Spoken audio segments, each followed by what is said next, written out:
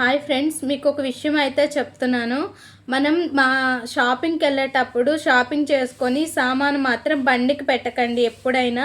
So ఒక shopping మాల్కి వెళ్ళిన తర్వాత ఇంకో షాపింగ్ మాల్కి వెళ్తామనేటప్పుడు కొంతమంది షాపింగ్ మాల్స్లో పెడతారు, కొంతమంది ఇలా వెళ్ళి అలా వచ్చేస్తాం కదా బండికి పెట్టేద్దాం అనే విధంగా పెట్టేస్తారు.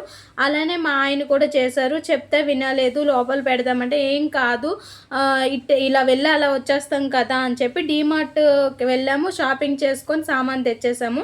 అయితే తక్కువేని 1500 రూపాయలు అయితే సామాను తెచ్చుకున్నాము.